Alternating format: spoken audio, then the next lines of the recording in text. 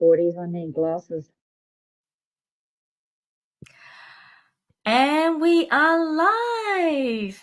Hello, hello, hello. Welcome to this episode of the Womanly Way podcast. I am your host, Lala Angela Wang. Today, we're mixing things up a little bit, tapping into a different side of me, but also a very geeky side of me. We've got my friend Melanie from Imrama Astrology. I can never really pronounce that word properly, and she's giving me a thumbs up, so that's a good sign.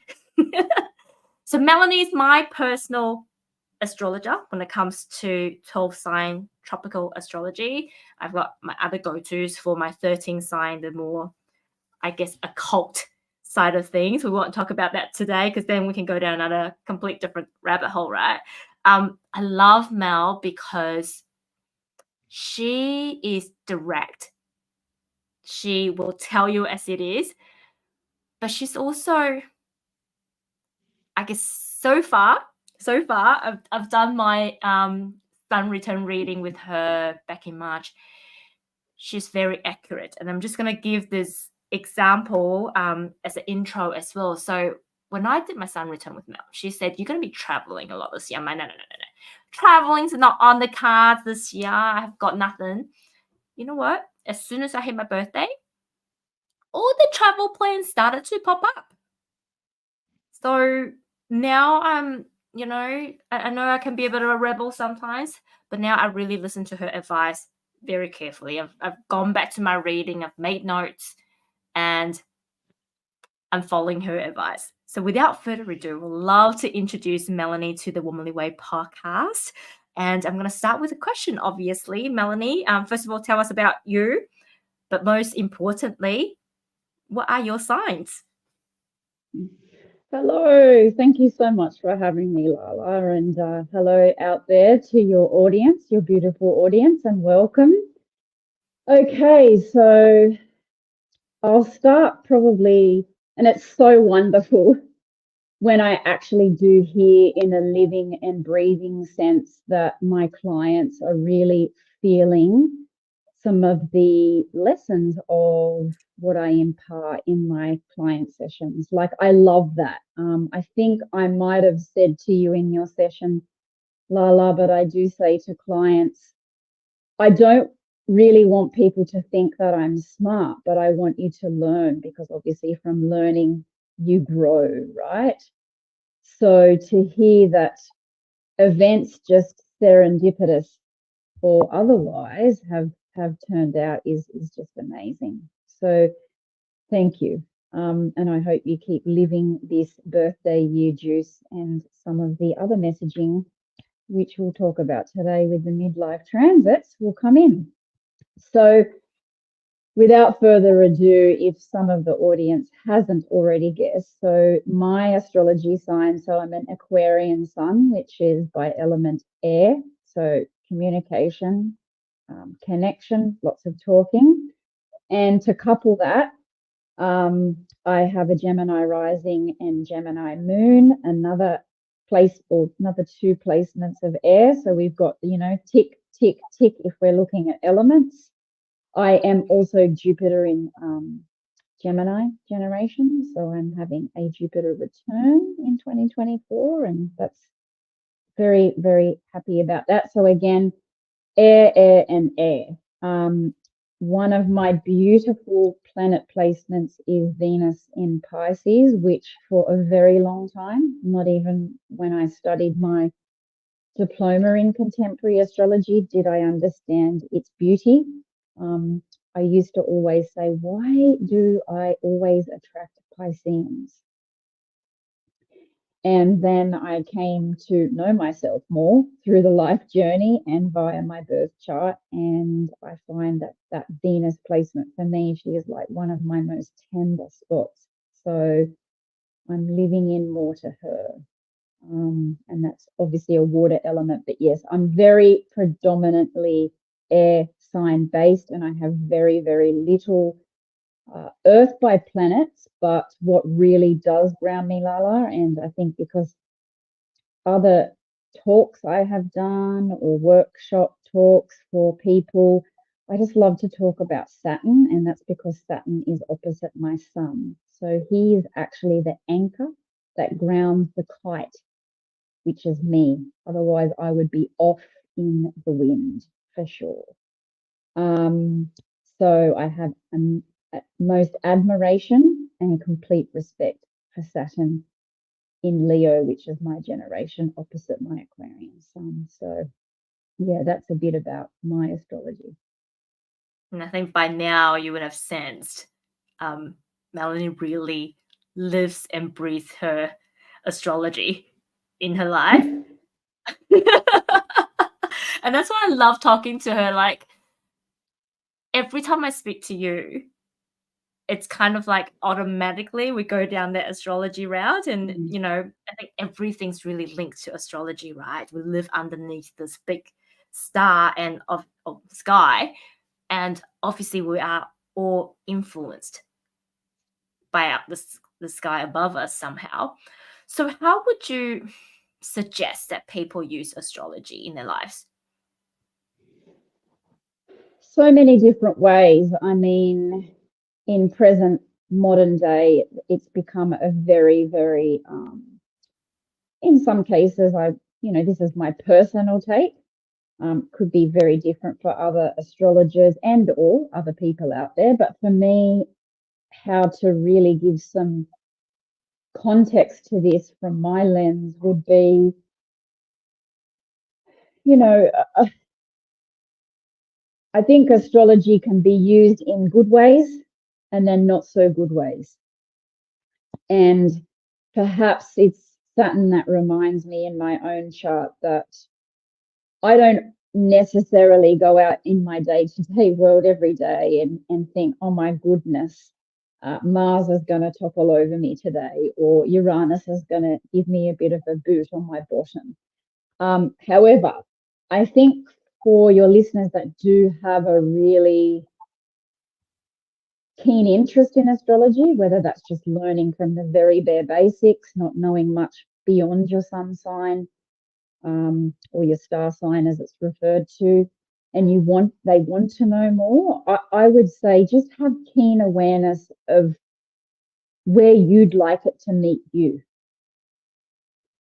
And it's almost like within astrology peer circles, we don't often, at least the astrologers that I surround myself with, we have a giggle about Mercury retrograde, but and every now and then we might say, oh goodness, there's so much traffic today, or I had some car problems, or just blame it on Mercury type day because he is retrograde. But yeah, I think it's I believe astrology now, I would answer that question differently right now compared to probably even 5 years ago, which is the context I've gone with so far. But I do feel astrology is one of those necessary, it's an esoteric transformation tool. So perhaps I see clients meeting astrology who've had an interest in it for years, but perhaps an external event or something is really bubbling in their lives where they really need to learn from something external from them to put some context to things, if that makes sense. And yeah, it sets someone on a path to really transform themselves if they do allow it. And it doesn't mean that you only, that live by the sword, die by the sword. So often a lot of my clients are already doing other healing modalities or other things at the same time. And then they dip into astrology wherever they feel it meets and serves them. And then they find the appropriate astrologer that they can trust and that they align with, to impart, hopefully, is really helpful, useful information. And I think also, Lala, I'd like to say, how would you, that was a question, wasn't it? I was like, all my air planets are like, woo. How would you support, it's like, how would you use astrology in life, right? Yes, and I think to use it is like the word use is you need to understand who you are as well to know what path of astrology to go down, because there's so many different types of house systems, styles. I think that's the thing for me. Astrology for me is a tool out of my toolkit that allows me to understand more of who I am. And it's from that point I can then go, yes, Melanie told me to be aware of these things, but how do I best, I guess, utilize it as a tool so I can be the best version of me? Does it make sense? It does, yeah. I'm feeling deep into it because it's a deep question. It And is. It is. It's like, how deep of the rabbit hole do you want to go down into? yeah, it's like, Lala, where are you taking me? Well, it's not actually a question. I think for me, it's a perfect segment into why are we talking about midlife transits in particularly, right? Because I'm 41 this year, and based on my understanding, I think this whole conversation, I started really following astrology when I discovered there's actually a thing called a Saturn return around your late 20s, early 30s. And that's when I went through my own, what I call a quarter life crisis. And I was like, oh, wait a minute. So astrology is really more than what I had known, which is just, the 12 signs and all the things that you look at your daily forecast, your monthly forecast, that kind of thing.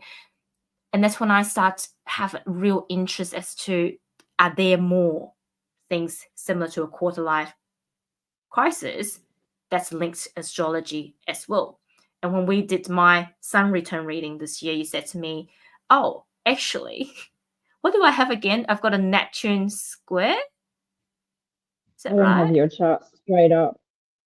What's that thing that we were In talking terms about? of your Mushroom? midlife transit that you're having, yeah. Yeah, So you're deep in what we call the Neptune square, which is one which of the will, midlife, one out which of we'll four talk of the about midlife. later. Yeah, And that yeah. was when I So it realized, means oh, uh, perimenopause, midlife crisis, that's actually, it all makes sense now. And that's when I reached out to Mel and said, can we do a segment on, essentially our midlife transit? And that's just explore so our audience can understand a bit more about what could be coming up for them, yeah. right? And then how can we actually explore more and understand ourselves more and be prepared for this doom and gloom thing that we called midlife crisis. There can So, also, I will also say on that, there can be, again, that's where the client or the person hopefully aligns themselves with an astrologer that's able to guide them through that, so it doesn't feel, even with the heavier sort of like the Pluto square transit that we have at 37 or 38, but around 37,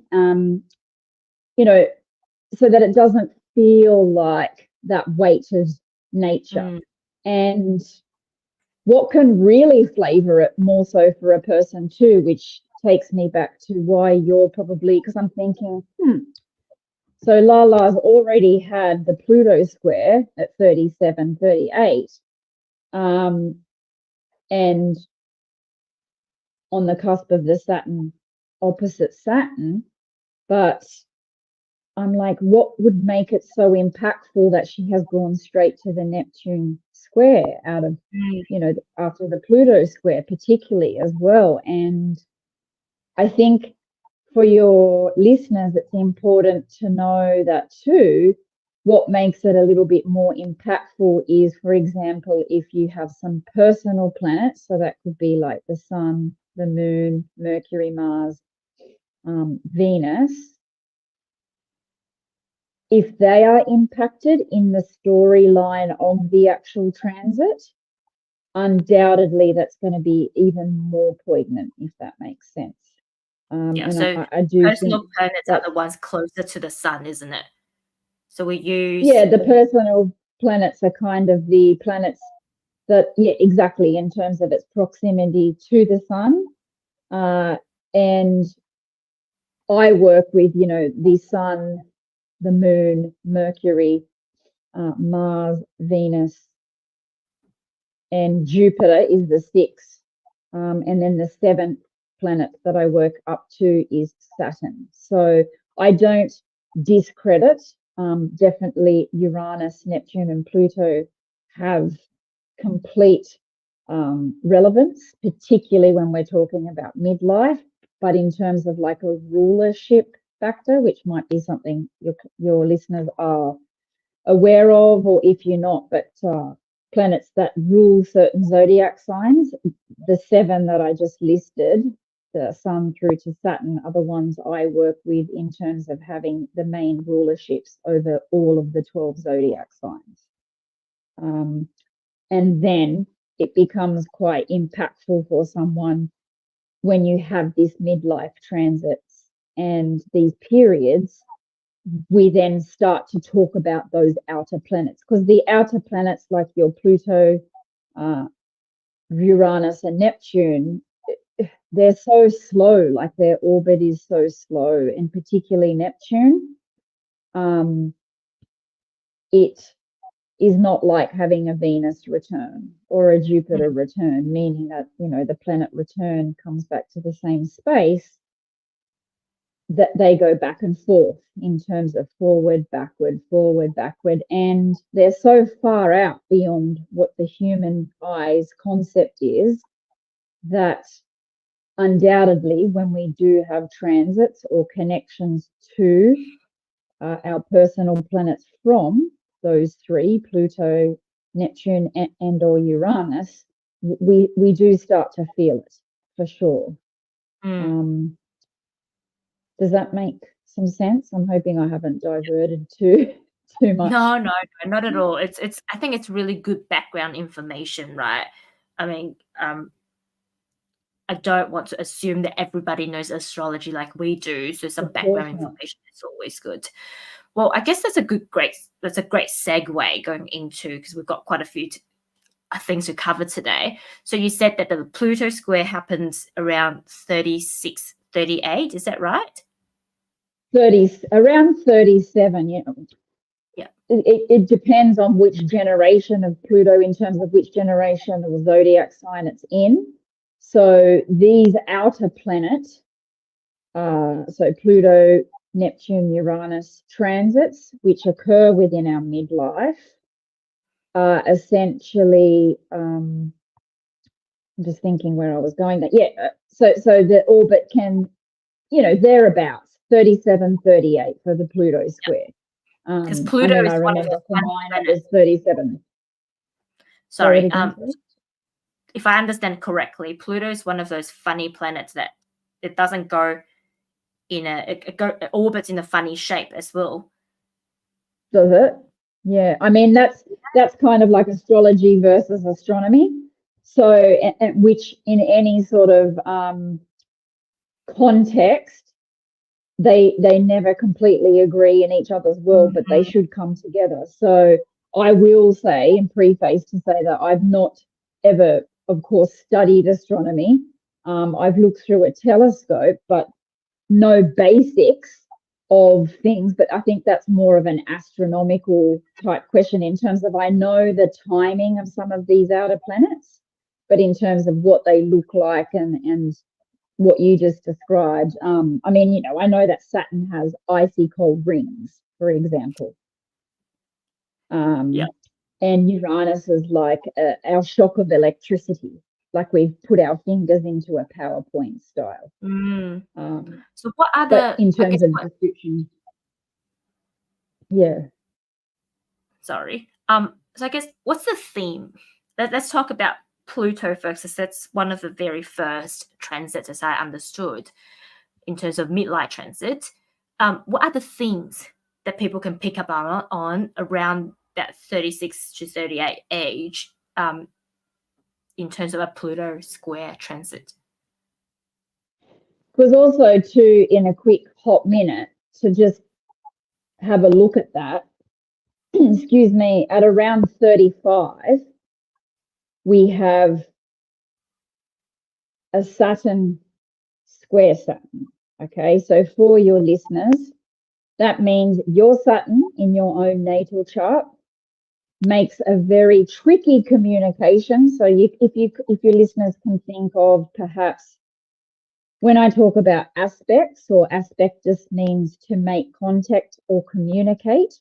So the aspect being Saturn square Saturn 2 years before this Pluto square, right? The square is a friction point. So it's almost like as well, this Saturn square 2 years before that Pluto square, it starts to start a bit of a rumblings in people's world. Hey Mel, I'm But just going to then stop you there.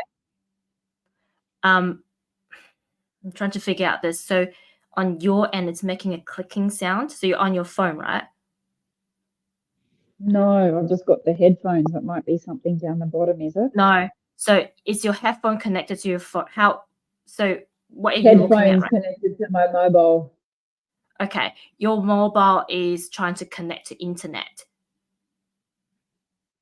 What is it saying? No, it's just clicking. It's the clicking sound. Can you just put your phone on? Mute? Oh, I don't want to shut it off. Can you put it on do not disturb? I might be able to. Can you hear me now? I can hear you. Yeah, I've just put it on 0 sound. Have you got No, that? it's got nothing to do with the sound. It's your phone trying to connect to the internet. So it makes a background clicking noise. So have you got a flight mode or do not disturb mode? If I do it flight mode, I'll lose the whole I connection. know, that's what I'm worried about. So have you got a do not disturb at least? I don't think so on. Oh, hang on, I do. Okay, Okay, can you hear me now? Yeah, I can still hear Yep. you. Okay, Is I'm that hoping better? that will be better. I'm hoping. Okay. I can't hear any more clicking, so that's good. That's really weird. Okay, thanks. No, it's not. Because I can't hear that. Only you can. No, you won't. Yeah. The reason I know it's you because I can hear it. Yeah, okay. I can't remember Okay, what we're talking about, but let's come that's back. all right. We're talking about Pluto square. Oh, the Saturn square first, 2 years Yeah, before, and then I'll get to your question of what you were saying about what can you yeah. feel. I'm just giving a bit of context. No, that's okay. I'm happy to do an intro back, and then this way at least Shane can cut and paste it. Okay, cool. All right. So Mel, basically what you're saying is before Pluto square, and it sounded like some people may experience it, some people may not. There's actually a Saturn square as well. Just 2 years before that. So at 37, we have that Pluto square Pluto. And then 2 years before that, at around 35, we have one of our 7-year increment Saturn transits, because Saturn transits happen every 7 years.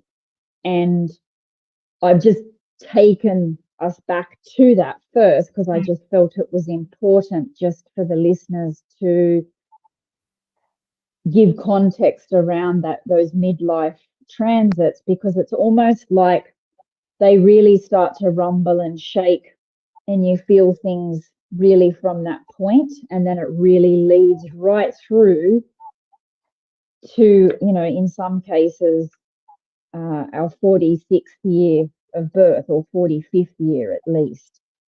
And that's kind of the passage that say from 35, that 10-year passage. And it's a very crucial, with the client work that I have been doing to date, I've just been noting and observing that it's a very crucial time for people, because obviously we are in different stages compared to when we had our Saturn return, for example, at 28, 29, which undoubtedly rather, for better of a term, really boots things out. But we get to this mid 30s part of our life, And it's almost like a rumbling and offerings, and just things start to come into our consciousness that perhaps weren't there at that first Saturn return. And yeah, the midlife transit period, I'm very passionate about it, and also having lived through. And, you know, like we say as astrologers with eclipses, it too shall pass. So your listeners can have confidence to know that these transits of midlife, they shall pass. And no astrologer can make that easier for people. It depends on, as I said earlier, what the planets, personal planets, if there's any involved, and how that particular midlife transit is or isn't communicating in a helpful, strengthening way. And the reason why these are called like your midlife crisis type transits. So there is some sort of a crisis that is stirred within you, even for the most stoic of, you know, star sign being, say, a Taurus, who perhaps, by better of the word, with so much love, doesn't like a lot of change. But, you know, a Taurus too will also be impacted by Uranus, given that it is in Taurus. But anyway, for your listeners, so I don't digress too much with my air, let's come back to. So I'm hoping, is that are you following me at least too, Lala? Like, does that make sense with what's the flavor of the Saturn? The Saturn square at 35? Yes. Yeah. I mean, Saturn generally is one of those planets of, it's about time. It's about restricting, you know, we might have to put restrictions or boundaries in place to be able to have some useful time considerations in our life. Saturn is many things. I mean, a lot of people fear Saturn because he is the mastering. It's the planet of all things to master within our own chart. We also have other considerations of with Saturn. Yeah, there's I just feel we become more aware of time.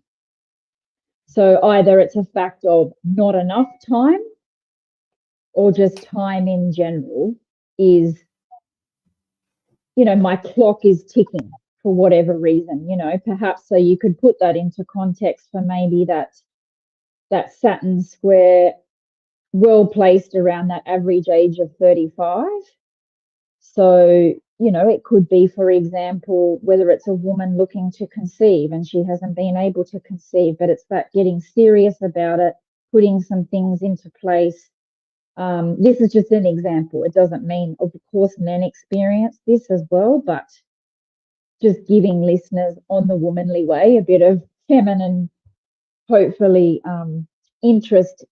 You feel it's almost like from that Saturn return at the age of 28, that first one, 28, 29, then you come to 35 at the next 7-year interval of Saturn, and he swings around again, and you have to apply the lessons. So Saturn is about lessons. So it's like what you haven't, an application, applying oneself.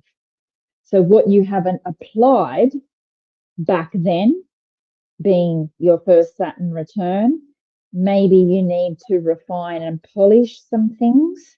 Then at age 35, at that Saturn square Saturn, then you've got that opportunity. Yes, there can be challenges with Saturn as well. That's generally why some people are a bit fearful of it, is probably some bit of a term like that, and that's a realistic term. And that's another Saturn word too, is you get real. You want to get real about something. I don't know if you, even if you reflect back to, say, your first Saturn return, like there's just, Saturn is just the planet of reality, and we can't hide that. It's really funny you say that. So my first Saturn return, I guess the the result of it was that I left my first marriage, right? And Wow. as you were talking, I cast myself back to 6 years ago, which is 2018. Yeah. That was when I first met Scott. So the relationship I had early in 2018 did not work out. I was with another person, and then I met Scott towards the end of 2018. Wow. So it's really interesting because if you look at the concept of relationships, especially from a female perspective, and I'm going to go really old school, right? The whole reason that us female exist is to conceive, to have kids, to form family. And it's really interesting. My second return, my family fell apart because it didn't work for me. And it almost felt like 2018, my Saturn square, what it was trying to do is to put me onto the right path so I could do what I meant to do here as a feminine body, and also to do what I meant to do, you know, to then become George's mom. Wow. And did you, with having that awareness now, just to ask as well, were you also through that process of that marriage dissolving, or you coming to a reality, Saturn, that things are just not working? Saturn also is also about commitment, and commitment to self often comes up, and how much of ourselves are we committing to? It's about, we can recommit to things. Perhaps it may have gone the other way in your case, but it didn't for whatever reason. So did you also have other modalities too that you were getting some resourceful help from at that time? Yes. Yeah. But I wasn't fully into my spirituality yet. I think I've always been intuitive, and it was just now in hindsight, I really felt like I was being guided down to this path. But like I was nowhere near as spiritual as I am now. Like I wasn't talking to anybody, I wasn't meditating, or it just kind of happened. Yeah. And often when we are having a Saturn transit too, we can feel like a containment of pressure. So even though this may occur, this first midlife Saturn square, and sorry, Lala, that wasn't on the list, but I've diverted and gone to it. It's okay. But because I just feel that it's a very important resource for your listener base. I just think that, for better of the word, it just kind of, it doesn't set up things. We're maybe not conscious of it completely, but we also have a bit of an after effect of that sort of, I don't know if I want to say like even a small bitter taste in our mouth of what didn't work at that Saturn return at 28, 29. We get real then. We either, it's our first maturation step. Under the wings of our home, our parents. We step out into the world, I guess, at least astrologically, at that first Saturn return. That's our first, I always see an image of a human being with a suitcase on the ground with their back, and then from the photo, we see just their back, a gate, and a suitcase. And it's like they have to walk out into the world with that suitcase, because what that suitcase contains is the next 30-year story of their life, which would take them through to that full Saturn cycle, if that makes sense. Yeah, definitely. So it's undoubtedly, that's one of the first. And then 2 years later, we start to have this, to finally answer it. Sorry, listeners, but to finally answer it, I'm going to put my phone, had to plug the phone in. To put some things into context is, look, Pluto square Pluto. So it's not one of the easier ones. And as I said, I think should a person be having a difficult period around this time of life. So around 37, 38, okay? And it can almost kind of start to feel like, 2 years before that, having that Saturn square. And if there's any bitter moments, sometimes there might be some huge achievements there because the person's really applied themselves in a Saturnian sense, and they can really reap rewards. But often square aspects by nature create friction. And what they do is they ask of us to take action, and things don't happen easily, like, say, a 180-degree aspect being a trine, where there's a harmonious triangular flow. These are square aspects, which is why they are very well placed within a midlife transit, because what they're doing is squares create that sort of inner boiling pot. And it's kind of like, oh, I need to get past this. It's almost like I've got to get through it, but when's it going to end? And it's because this period is from that 35 up to 45, 46, in between 46 and 51, which we won't cover that today, but you get a couple of other transits alongside that too. But it's just like this 10-year, it's like this really poignant 10-year gap that I think I've been really charged as the astrologer to impart in people. And also having lived some of it myself as well, without using myself as an example, but I can feel, I have empathy when a client comes and they're having a midlife transit. I had a man recently and he was having his Neptune square.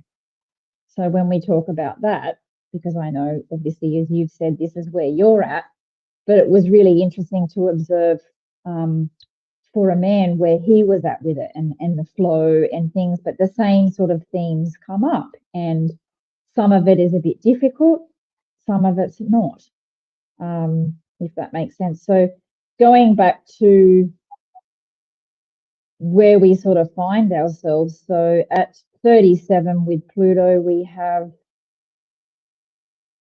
again the square aspect. So just think of your boiling pot on the stove, and you've cranked it right up to maximum heat in that way, so the heat is on.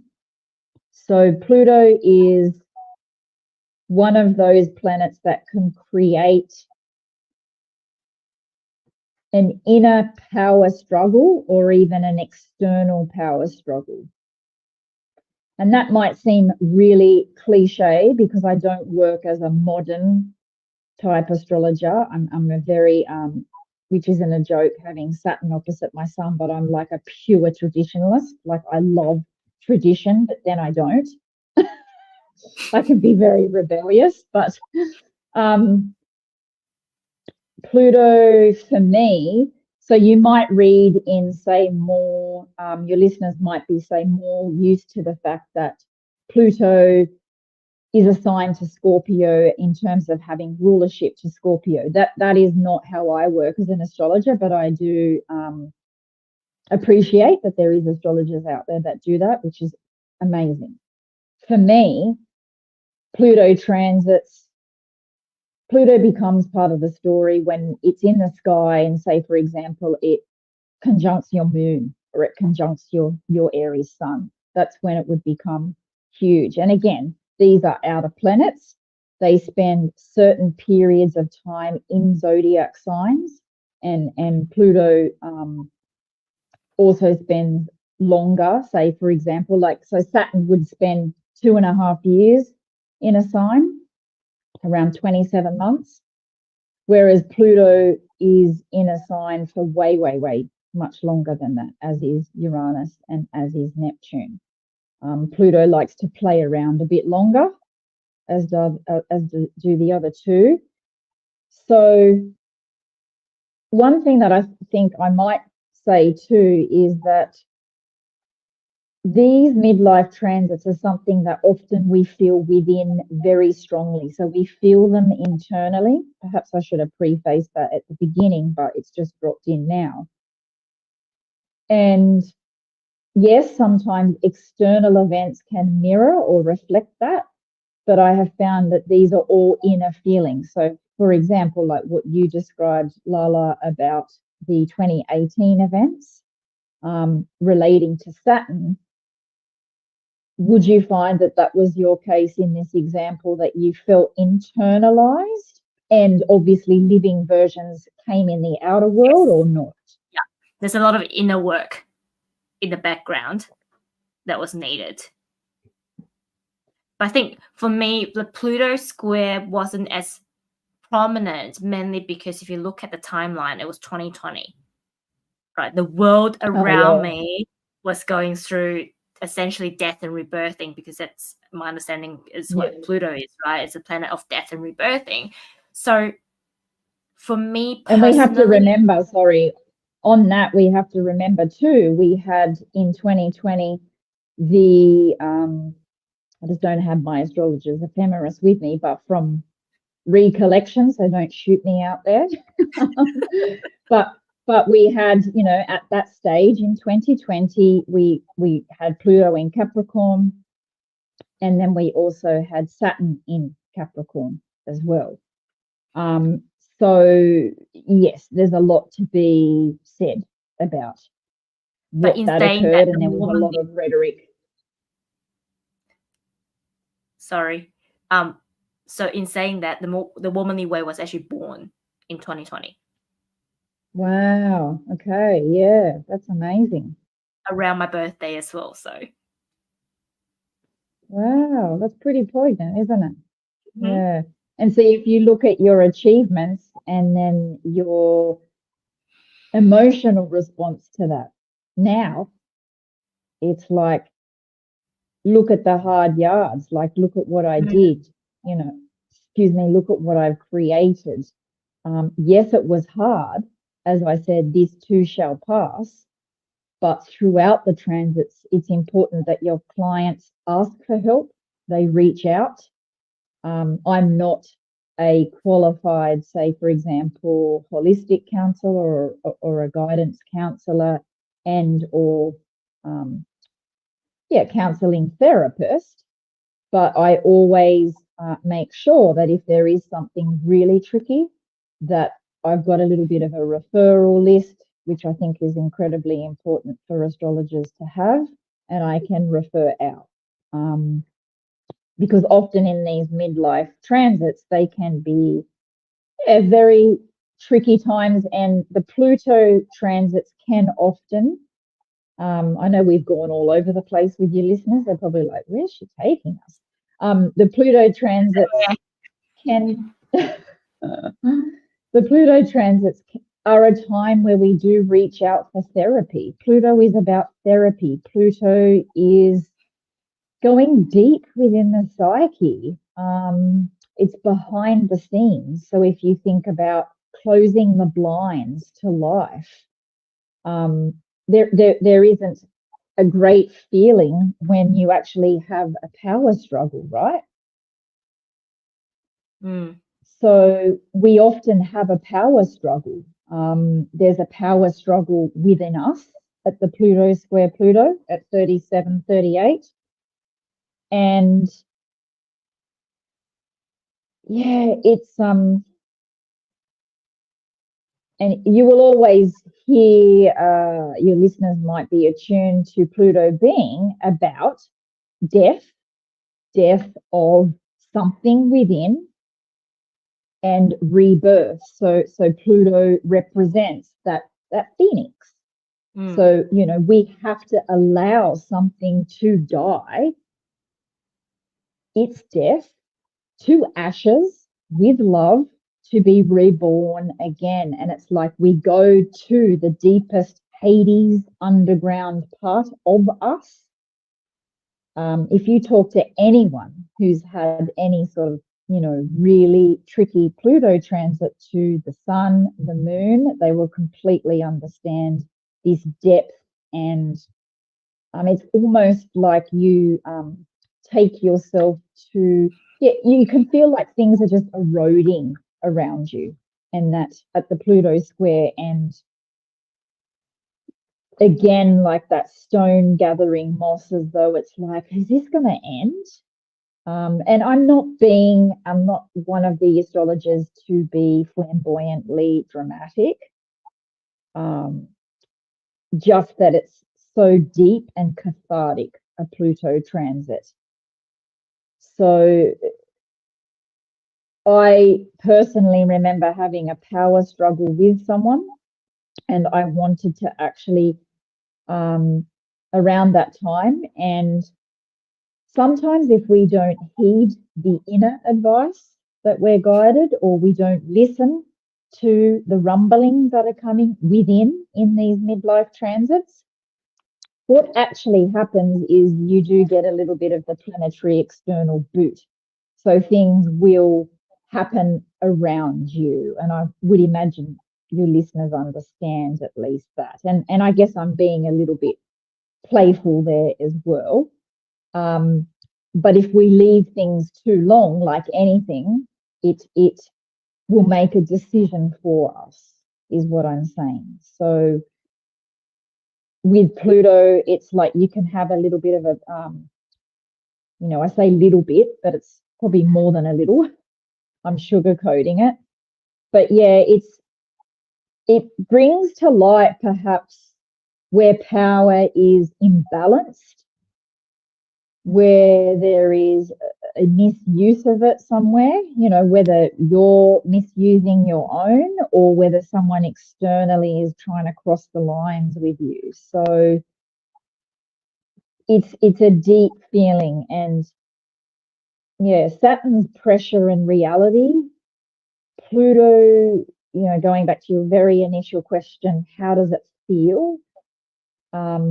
I mean, I guess for yourself, even Lala, taking yourself back to, say, let's just plonk yourself back to maybe 4 years ago, and thinking how you might have felt 4 or 5 years ago being under the guise of this,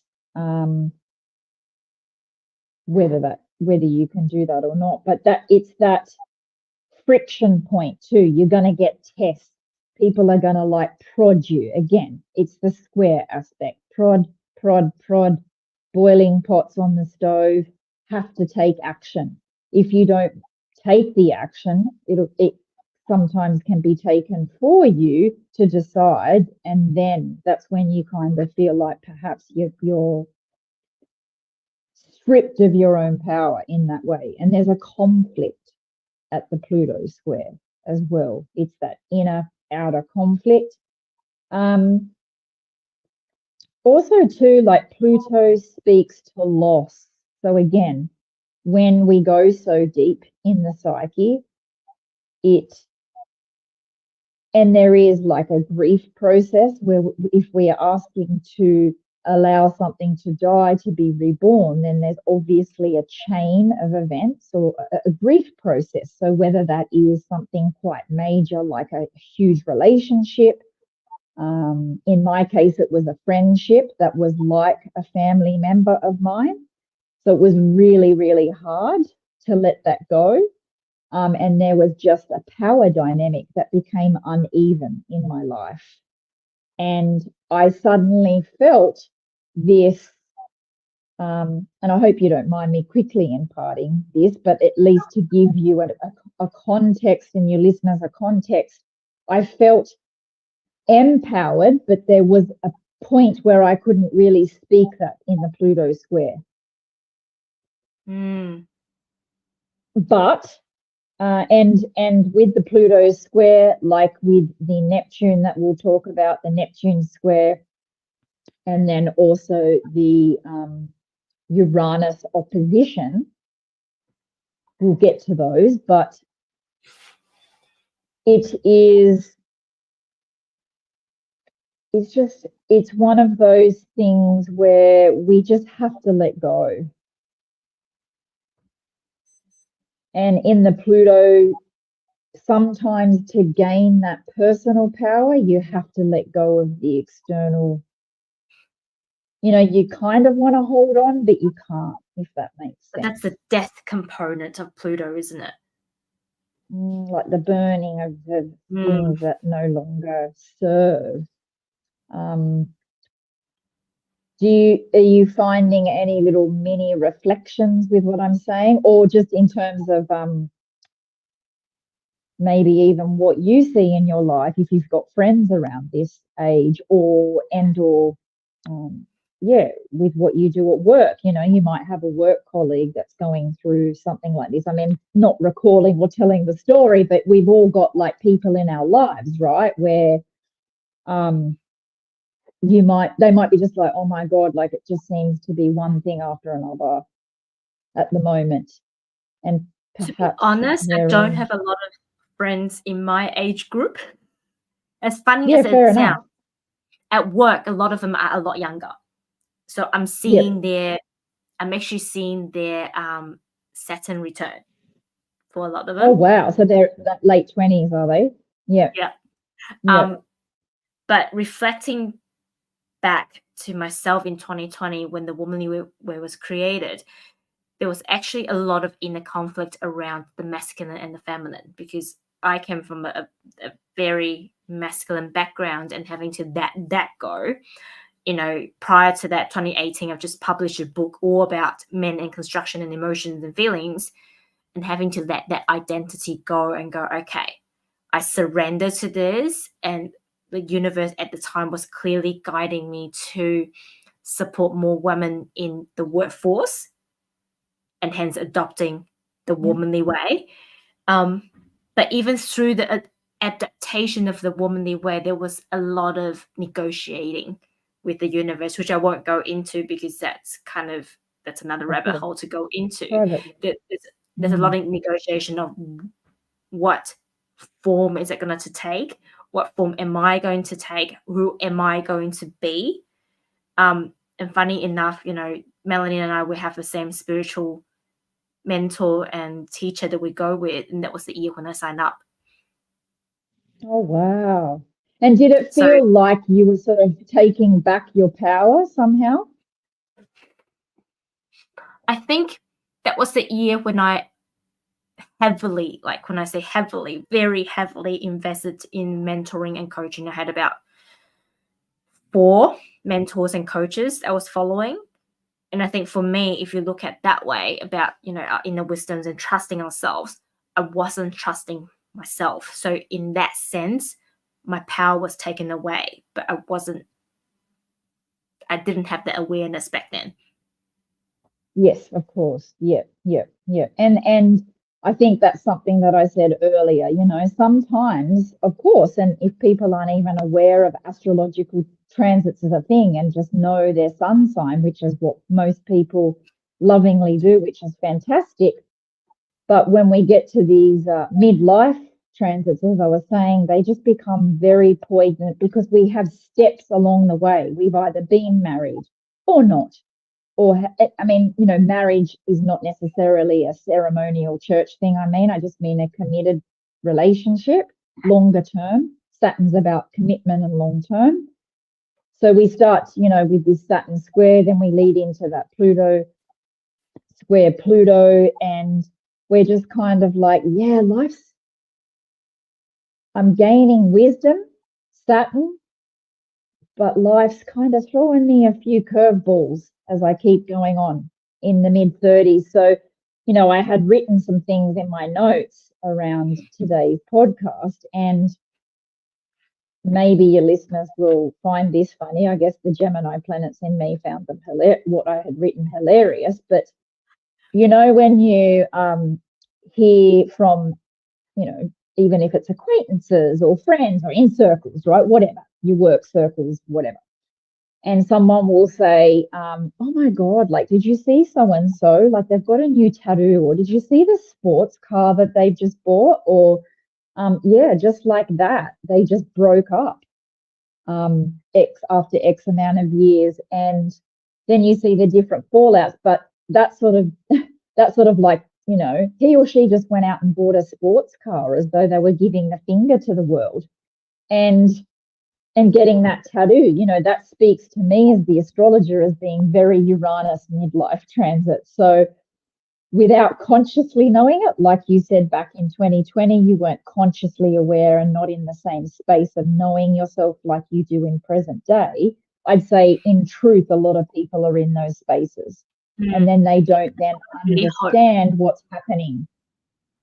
And that's what I really hope this podcast could help people with, right? If we can give them a little bit of flavor as what each of the transit means or looks like, obviously without different charts, it's all different, then yes, at least there's awareness. Yeah.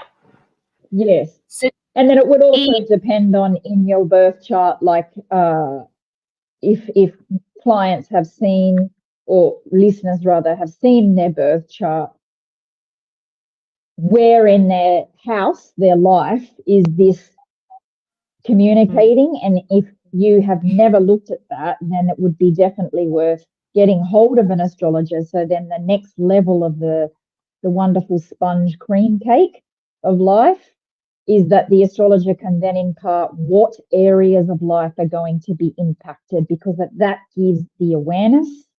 It allows the client to have some growth.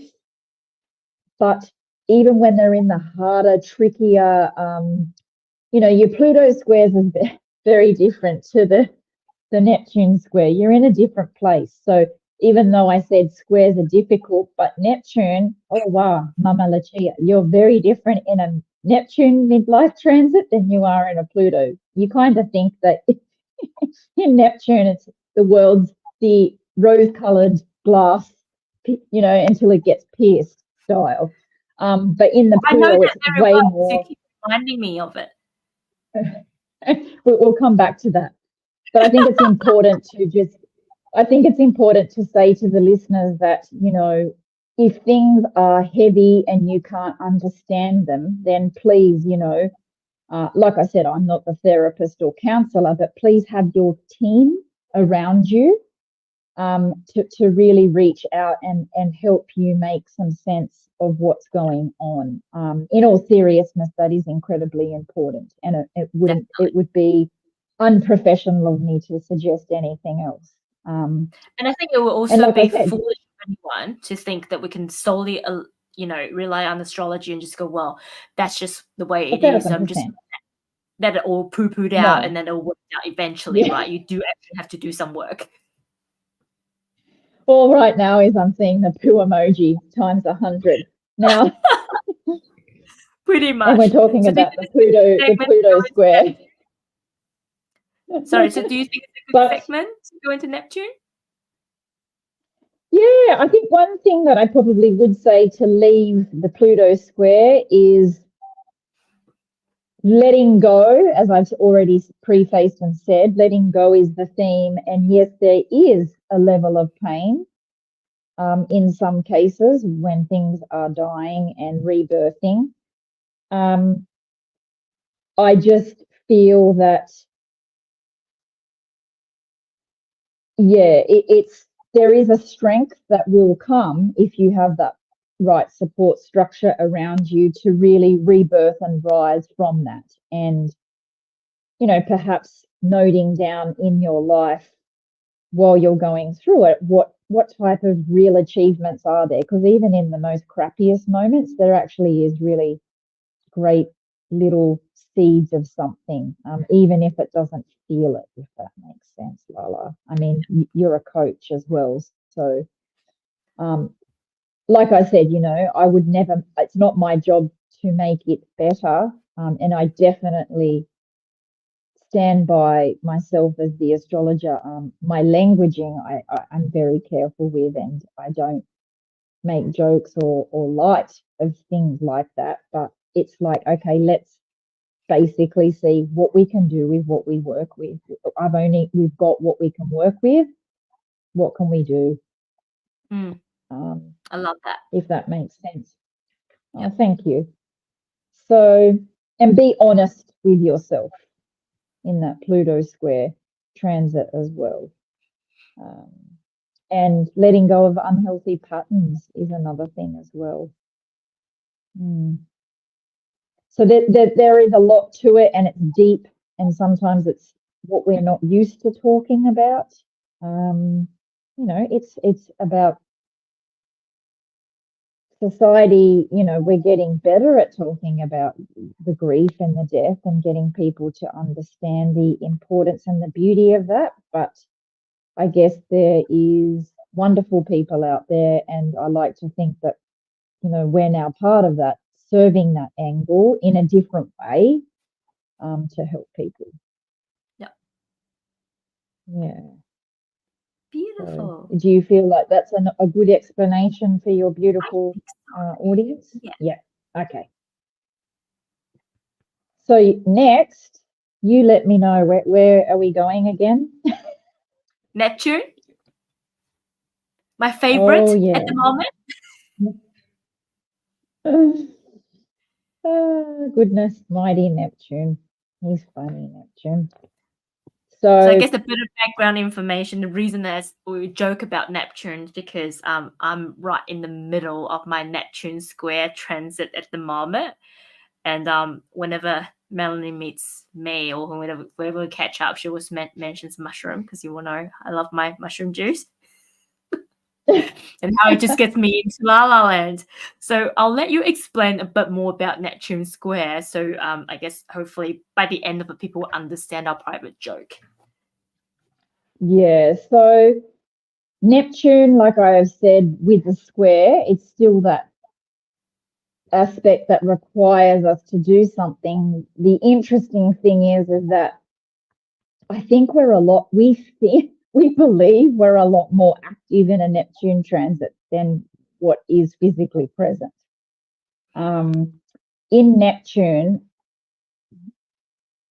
in reflection, I think it's very well placed in midlife for human beings because we're at a stage. So Neptune is like the god of water, and we start to think of what could be possible. So this could be a little bit of a weave in, like I might go and buy, if I could, I might go and buy, my really, depending on your economics, it might be, I guess, for Australian listeners, the MX5 is the version of the sports car, or it could be something with a little bit of grunt, a turbo, AMG Mercedes, if that's your thing.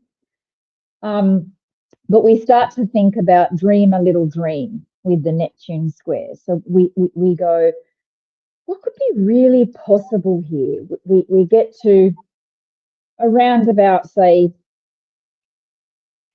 it could even be 40, 41, 42. Let's say around 42. Again, I don't expect, I don't want accuracy in terms of, that didn't happen for me, but it's a, between 40 to 43. So yeah, we start to have some visions because that's very much tied to Neptune, and creativity is another key word. So if we've got dreams and vision and creativity coming together around this age swirling, it's like, I really want to create something that's always been a dream within. Maybe it's possible, maybe it's not, but in a Neptune square, we really believe it's possible. And that's great. So what happens is, with Neptune again being one of those outer planets, we'll first have Neptune, what it's called direct, so moving in its normal motion of speed and motion in the sky. Then there'll be, with a Neptune square, you'll probably get three, I call it three contact points. So you'll get three, at least minimum three contact points of this Neptune square. So first Neptune will be direct, then it will go backwards. The same thing happens with the Pluto square as well, depending on what zodiac sign and generation you have, again, the orbit and the speed of that. Some people can have up to four, say, contact points. And usually it's the first contact point where we go, whether it's for the Pluto and the Neptune, and we're just like, oh, wowzers. And we feel the energy change to the characteristic or the feel of what that planet represents. So as you can see, we're building a bit of a dialogue, 35, 37, then we kind of like, I wouldn't say cruise through, because every individual birth chart could have something in between 37, the Pluto square, and then also and you'll have Jupiter moments, North Node, South Node. Anyway, I digress. So Neptune is, one thing in Neptune transits, Lala, is that just things aren't clear. So you think that you're clear, then all of a sudden, like when Neptune goes retrograde in the sky through that transit for you and comes back to your natal, starts to approach Neptune again, you're kind of like, I don't know, I don't really remember what it was that I wanted. And you're laughing, but do you resonate? Like, are you? Not yet. So you've got a dream, a creative dream, and you're like, yeah. I'm I can't remember when I said to you had your first. Yeah, I'm looking forward to September. I'm waiting to get out of this so then I can kind of compare my notes. But for me, right now, in the middle of it, internally, I'm clear, but at the same time, I'm sensed that there's a lot of external unclearness around me. Right, you and I have spoken about my work situation. There's a lot of unclearness around me. And from a fire sign, I just want certainty and just want to do things. I can't do things. And for me, it's, Well, you're an Aries Mars native, I might say, for the listeners. So Lala's Mars, and you hopefully, obviously, don't mind if I say that. I have said it, but you're a Sun Mars conjunction is what we call it in Aries. So of course, like, that is a completely different nature. Neptune currently is in Pisces. So it's for better of, that is a very different energy to your native template. And this is the important thing while I mention this. That's why it's so important to know yourself first, so that when these energies or these midlife transits, if they are quite foreign, which often they can be for people, it's like, oh, I'm not really used to completely living in this whole, with the Pluto square too, I said letting go, and Neptune's probably even more aligned to that.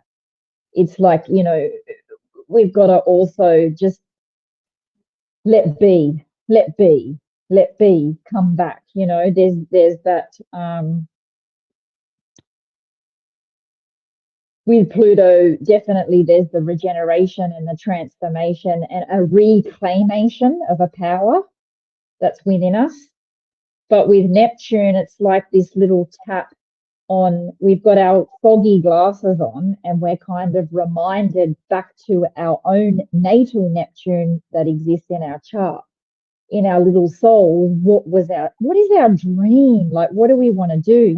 And Neptune might be also in close contact to someone's sun or moon or their Venus. So that would then play into it, and that would create a larger dynamic.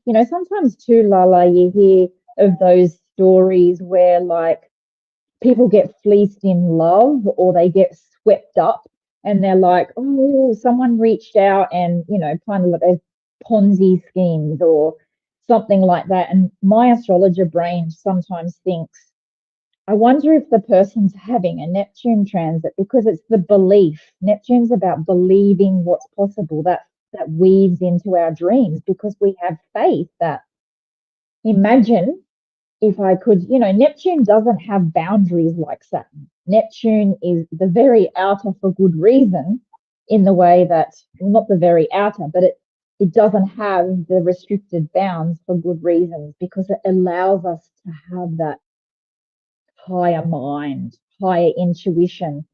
It is about the things we can't see. So literally, we may not see things, but also it is related. Neptune has a relationship to the spiritual realm. It doesn't suddenly mean everybody's going to take their shoes and clothes off and start, chanting under a full moon. Please don't. But it also does mean that even for some people that maybe weren't completely consciously plugged into that area under a Neptune square, they start to perhaps just attend a yin yoga class or something really entwining spiritual that brings them internally. Because I said with these transits of midlife, it's an internal feeling, something to have a belief or faith of themselves. And that could be something very simple as burning incense or doing a yin class. I find it interesting that you say that because, I think the conversation that I've been having with Melanie this whole time when I'm in this transit is I don't feel that I'm in La La Land, because for goodness sake, I'm always in La La Land, right? But what the message I continue to get is to have faith. And that's the message. I think it's partially because I'm very strong in my fire and I just want to do things. And for me, I actually feel things is not happening for me on purpose. And it's about building that belief. It's kind of like the opposite of believing too much. It's I actually need to believe more, believe that this is actually happening for me and have that patience that, there is a higher power, that it will happen somehow. And for me, a lot of things that I'm experiencing right now is that the fire in me just want to go, but I almost feel like there's higher powers that's almost holding me back just to say, hey, hold on a second. That it's not happening, right? But you just need to believe. As in, sorry, Lala, as in like, don't get too far ahead of yourself. There's like a little reminder, like to just say I that want it to happen. It's just not happening, right? And I get very impatient because of my fires, because of my Aries. And whenever I get impatient, the message kept coming to me is just be patient and have faith. Be patient and have faith. And yeah, that's beautiful because it's so individualized of how this transit is expressed. Perhaps you only have Neptune standing alone and it's not close to any personal planet, like I had mentioned. So generally you're having, I think you have a Neptune story in your chart. Yes. So I think even just for clients, say if Neptune is in a specific generation or sign, say, for example, you've got Neptune in Sagittarius, which is my generation, and then it makes this square.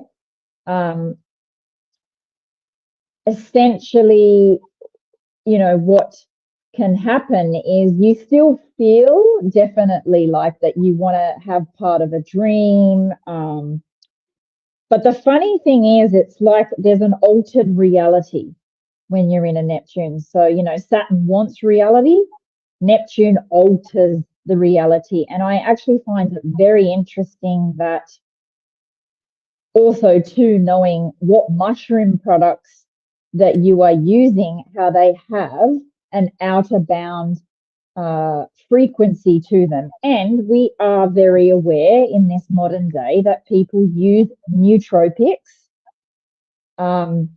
and I guess medicinal mushrooms in a different form, and however that might apply to them personally. But this is also a very interesting topic that can be related to Neptune too. Sometimes when it feels like the god of water, if you think of water like a tide rushing over you, it's overwhelmed.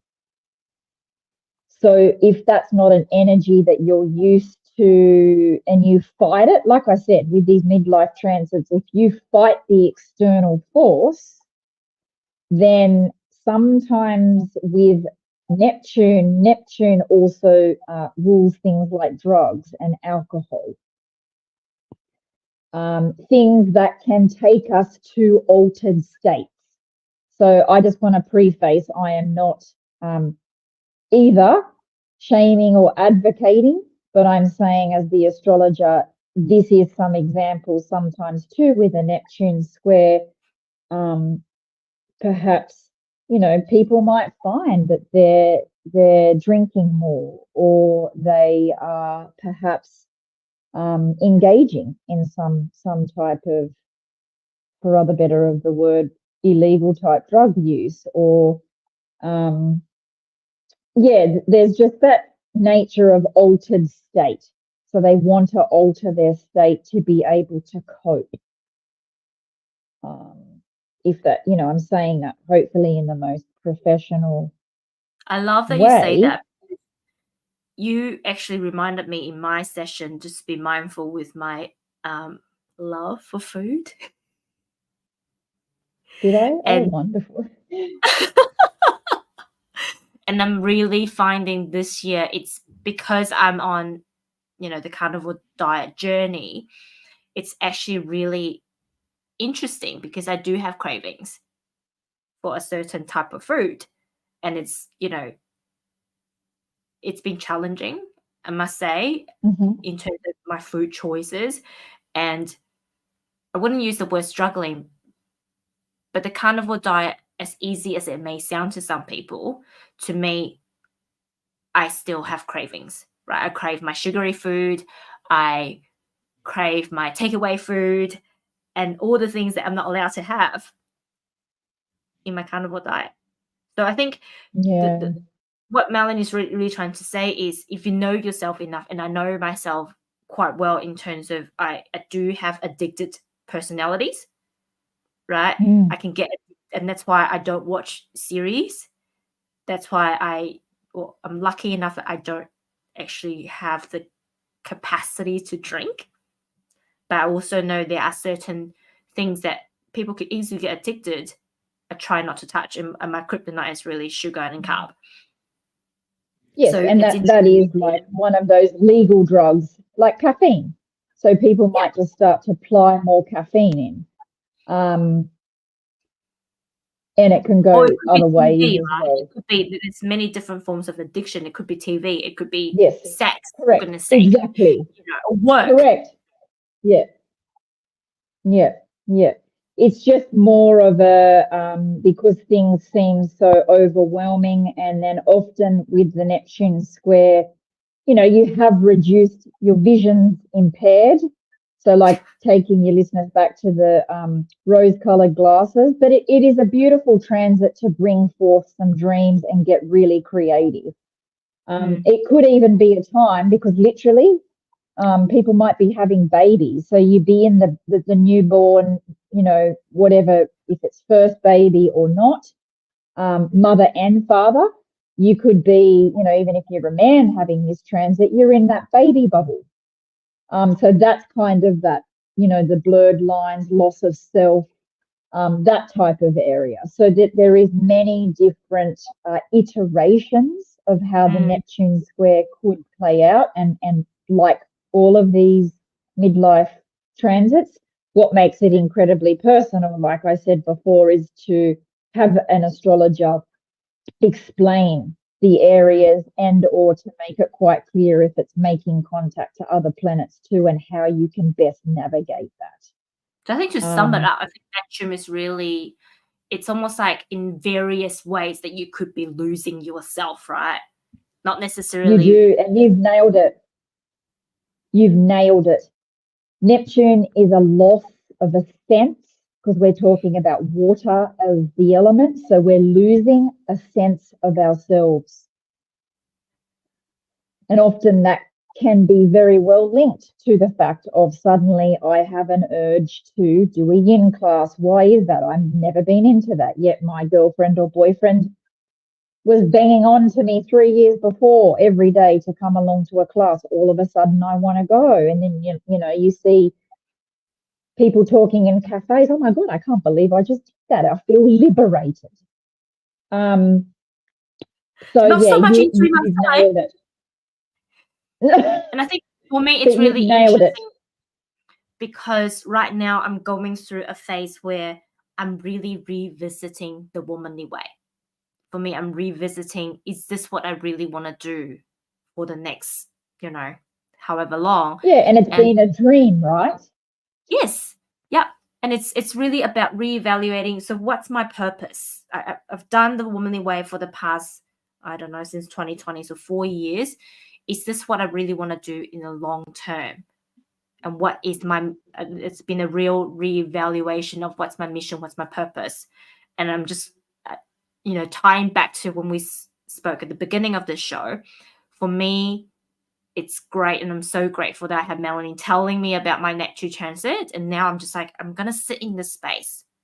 I'm going to dream about the possibility, but at the same time, let's have some senses, right? Let's reevaluate it once I'm out of the transit. I think that's the powerful aspect of using astrology as a tool, because then it helps me make life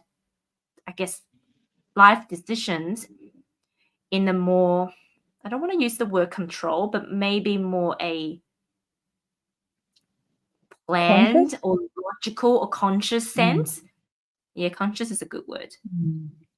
No, I love that, Lala. And, we're not seeing clearly in the Neptune transit. That's the truth. And that's not negative and or positive, but we believe in this transit, even being a square, I think we want to see the good in everything. So it's almost like it wants to produce positivity, but our path ahead is not clear.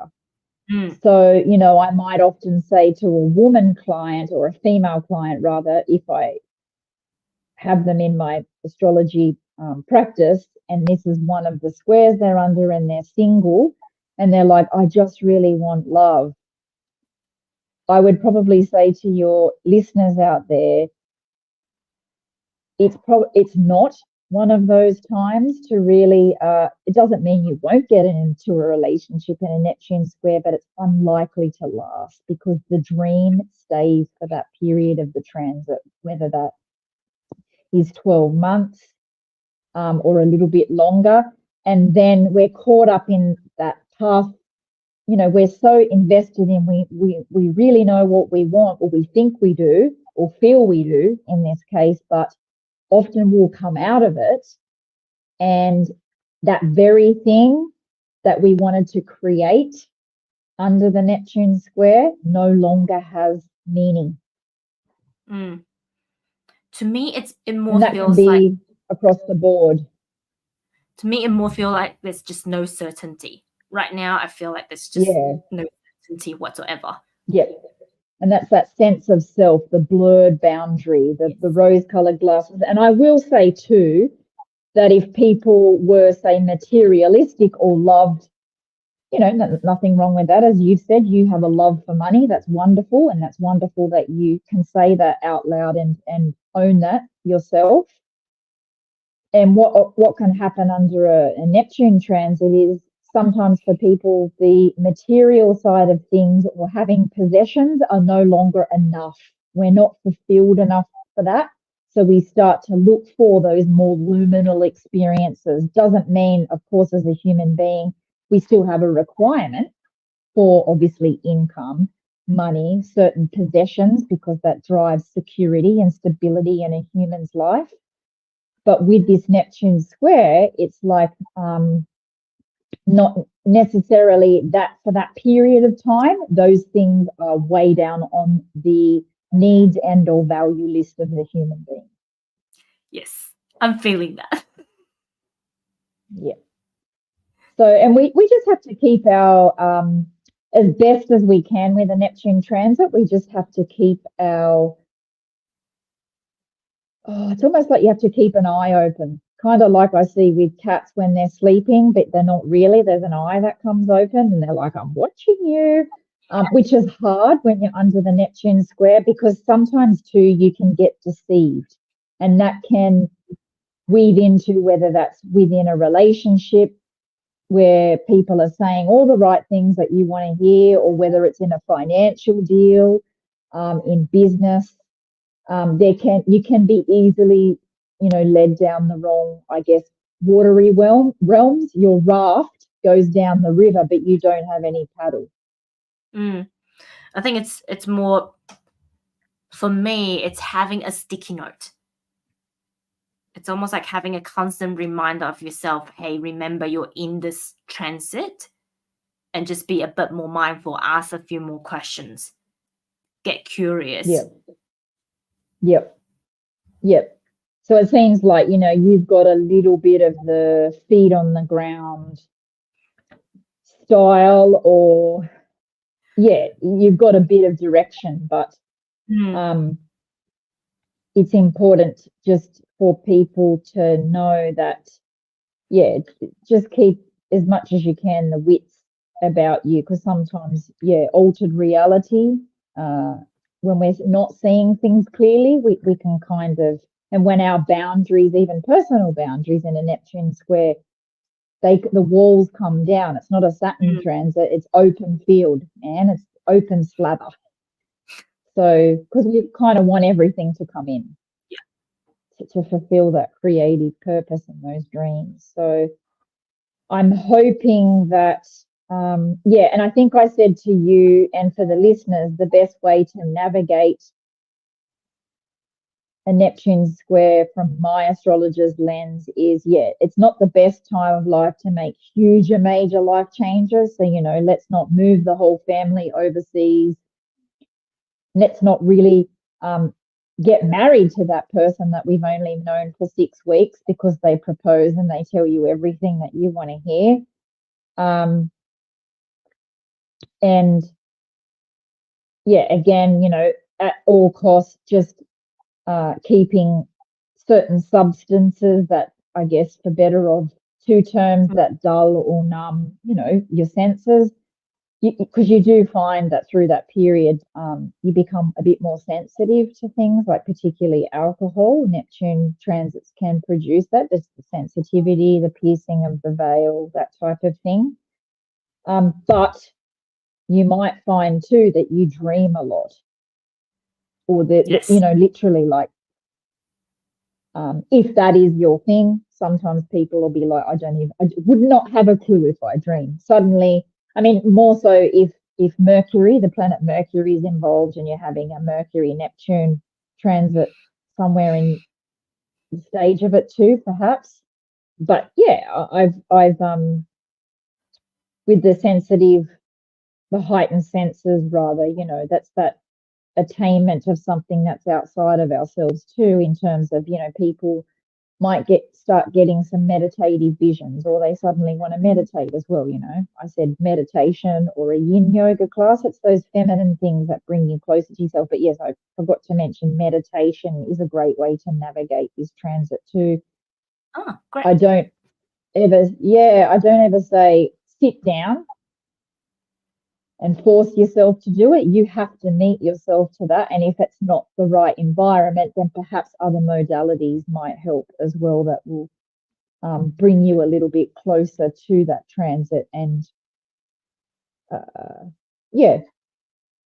burn the incense. Maybe, there's so many things on YouTube that you could do in terms and there's of always meditation. walking meditations, which I love. Yeah, that's true. Yeah, I mean, in any given moment, we can just walk quietly down the street for 2 minutes, even if it's 2 minutes, and on our own and not say anything. So, so I think that's probably enough, because I could keep talking about Neptune transit. But do you feel that that's enough for you? And yeah. So last but not least, well, I guess only so when do we have our Uranus transit? So that usually is, again, early 40s. So it can be not long after the, just trying to think of timelines and exactness. It can be around 44. I'm pretty sure it's 44. So again, that early 40s bat. But it's the Uranus opposition. So the way that the planets are talking is in, like, if you're sitting on the seesaw and you picture someone on the other opposite end, that is what we call a Uranus, beg your pardon, an opposition communication between planets. they're literally, as it suggests, they're sitting opposite one another. You're sitting opposite another person at a dinner table. So that can be, yeah, this is a really interesting one. So if you haven't already had, so it will come after the Neptune square. And if you haven't already kind of lived some dreams, you know, you've had the Pluto square, you've had that bit of Saturn's reality, a few things in between, then you get to the Uranus opposition. Yeah, okay. So how could we best navigate this? Well, it's almost like Uranus is exciting and it's the unexpected, and it's almost like things become a little bit chaotic. We put our fingers in the PowerPoint and we want zest for life. That's when a lot of people start impulsive buying, changing their clothes. So this is probably like, yeah, sports. Maybe this feeds more into the sports cars, but under a dream Neptune transit we can too. This is when people start to maybe get tattoos. This is the rebellion. So Uranus is the planet rebel. So if you look at it brings unexpected. This is the start of when some people might start experiencing perimenopause. I was talking to somebody today, apparently. So during, actually might be yesterday. A bit early for some people, but yeah, maybe. So this could be, you know, when you start not happy, I guess not being happy with your environment, divorce, all that kind of things. Yeah, you want freedom. So Uranus too is not only is it a chaotic, unexpected energy, but you want to break free. So I remember when I learnt astrology from my gorgeous teacher, and I think I remember Kelly saying one thing about the Uranus transit, because being an Aquarian sun, again, I don't link Uranus to having rulership to Aquarius, but the modern day astrologers may. But I feel it does have flavors linked to, but it doesn't rule, is what I say, as the way that I work as an astrologer. However, Uranus again is generational. So every 7 to 8 years, Uranus will spend that amount of time period within a zodiac sign.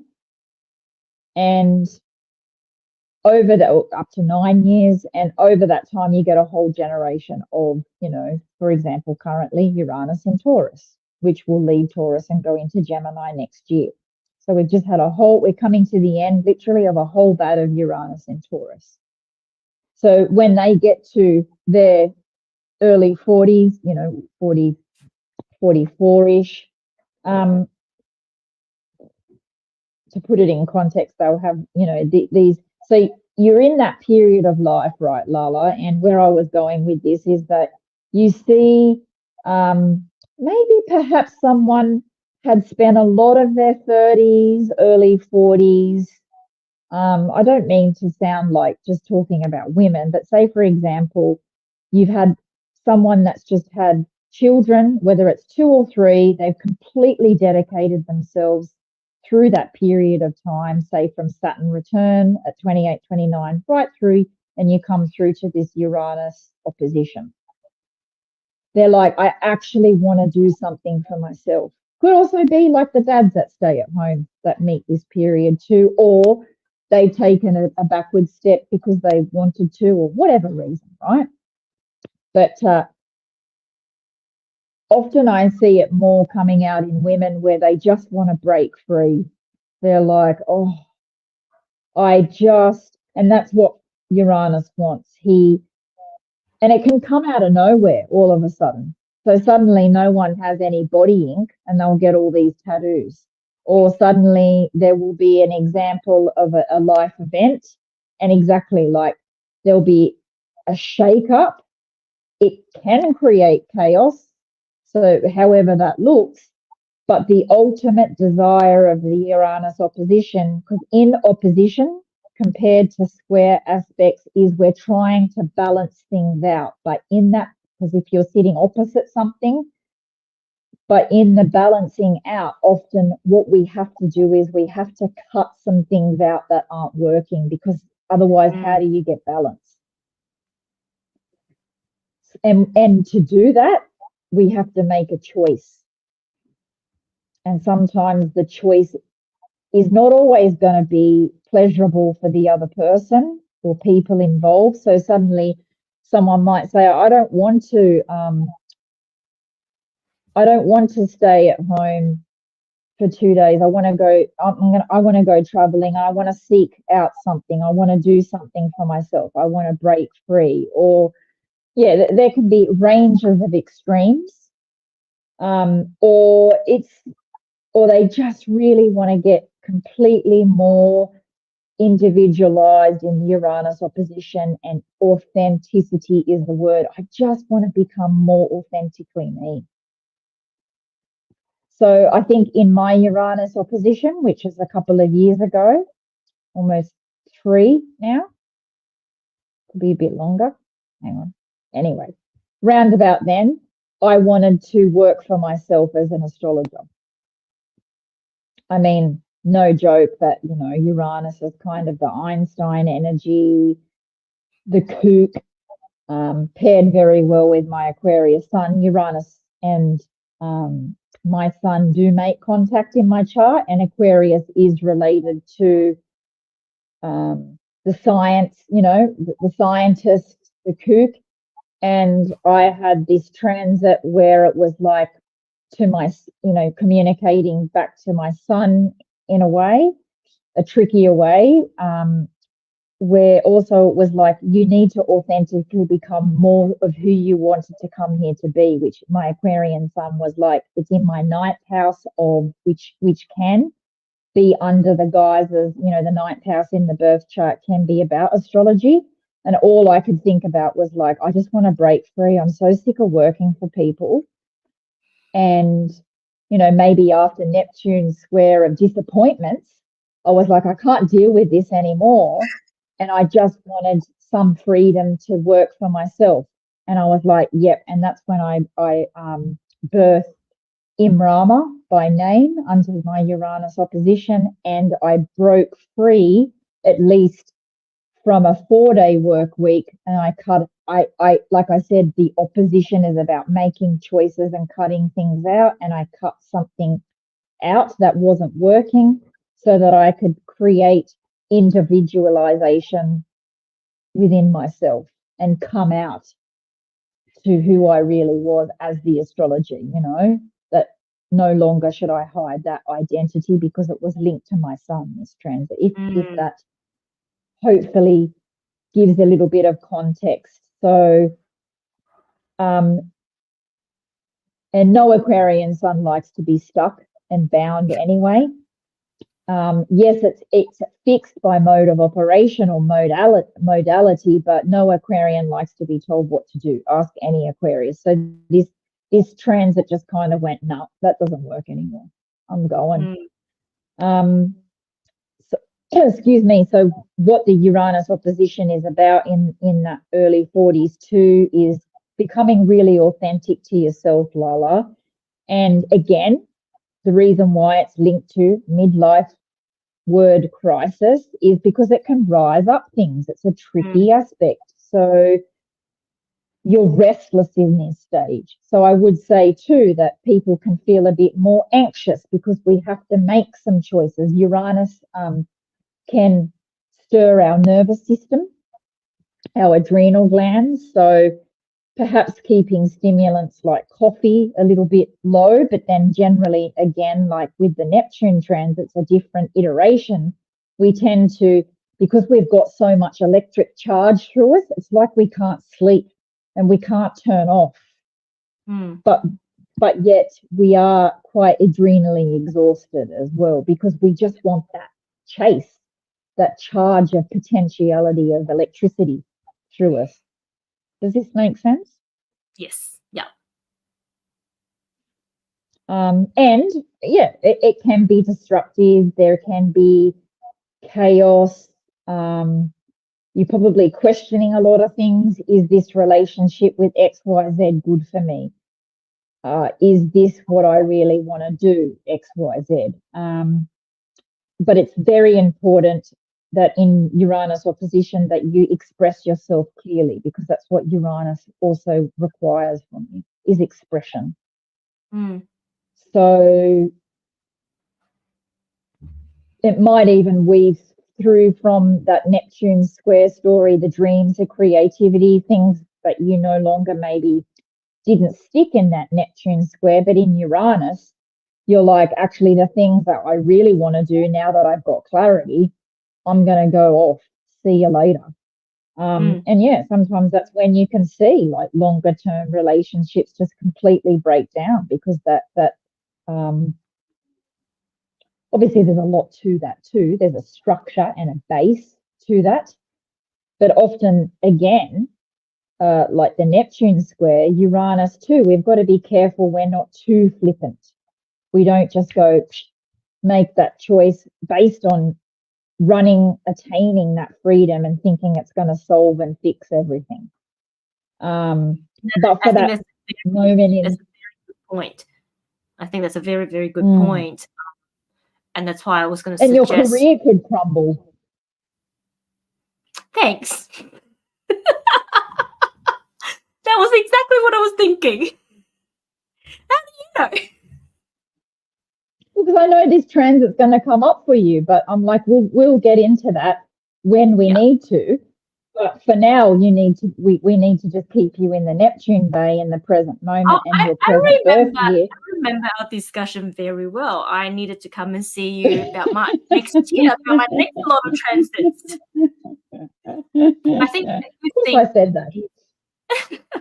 A good thing is journaling and a lot of self-reflection, right, through any of these transits.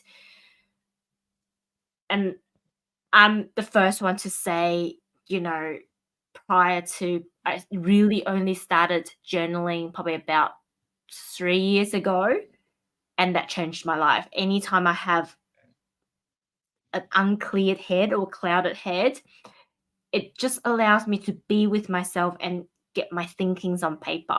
And it's really about journaling. As some people might think, well, it's a bit, you know, it's like going back to school and doing assignments.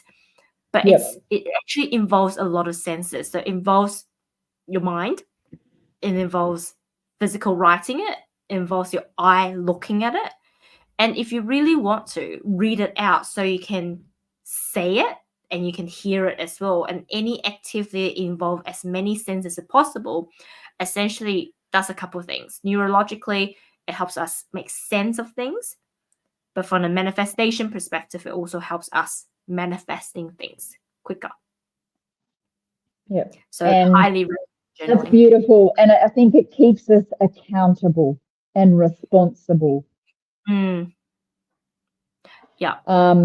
Whether we realize it or not, even if you just write one line, like again, like with meditation, Lala, as you were saying with journaling, there's no point in causing stress in oneself already under these midlife transits to doing something you don't want to do, particularly under the Uranus opposition. But I will say, yes, it's probably a good idea to, if journaling isn't your thing, then look at the rash ideas that are suddenly coming up, you know.